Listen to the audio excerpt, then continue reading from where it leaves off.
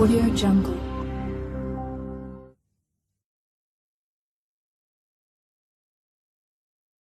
Bank Dunia menyampaikan Indonesia merupakan salah satu negara dengan belanja pendidikan terbesar di dunia, jika diukur sebagai proporsi dari total pengeluaran pemerintah. Dalam hasil kajian bertajuk Public Expenditure Review Spending for Better Result, belanja pendidikan yang besar itu tak lepas dari hasil kebijakan pemerintah dalam reformasi di bidang pendidikan selama 2 dekade terakhir.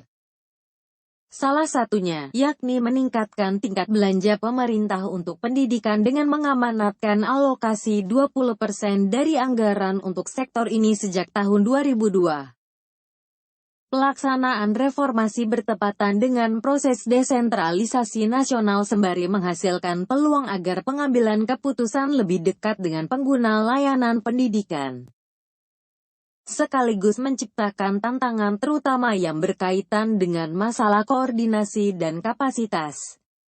Belanja pendidikan RI adalah sekitar 2 kali lipat dari negara-negara Asia Timur maju seperti Jepang dan Republik Korea. Setara dengan Malaysia dan Singapura, kata ekonom Bank Dunia Ritya Afkar dalam konferensi video, Rabu tanggal 24 Juni tahun 2020. Namun bila belanja diukur sebagai proporsi dari produk domestik bruto, PDB, belanja Indonesia di sektor ini berada di bawah negara-negara setara di kawasan. Sebagai proporsi dari PDB, belanja pendidikan RI adalah sebesar 3% dari PDB. Proporsi itu merupakan setengahnya dari Malaysia dan Vietnam, serta lebih rendah dari banyak negara-negara Asia Timur lainnya. Ini sebagian karena tingkat pengeluaran publik secara keseluruhan yang relatif rendah di Indonesia, yang dibatasi oleh tingkat penerimaan pemerintah yang rendah, papar Afkar. Belanja untuk pendidikan telah meningkat secara dramatis didorong oleh aturan anggaran 20%. Anggaran pendidikan untuk tahun 2019 adalah 491 triliun, peningkatannya lebih dari 3 kali lipat sejak 2001. Lebih lanjut, pemerintah daerah (Pemda) adalah pihak yang bertanggung jawab atas sebagian besar belanja publik untuk pendidikan.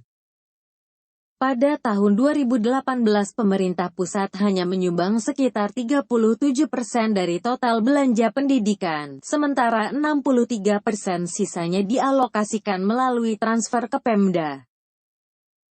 Pengeluaran Pemda untuk pendidikan sebagian besar berasal dari dana alokasi umum (DAU) dan dana alokasi khusus (DAK), di samping beberapa pengeluaran dari pendapatan asli daerah. Sekitar 45% dana DAU digunakan oleh Pemda untuk membayar gaji guru PNS, sementara sisanya digunakan untuk biaya pendidikan lokal lainnya termasuk guru kontrak, DAK untuk mendanai dana BOS tunjangan profesi, dan beberapa infrastruktur sekolah, sebut Afkar. Demikian informasi yang dikutip dari situs kompas.com yang dapat kami sampaikan untuk saudara. Semoga tayangan ini bermanfaat. Terima kasih.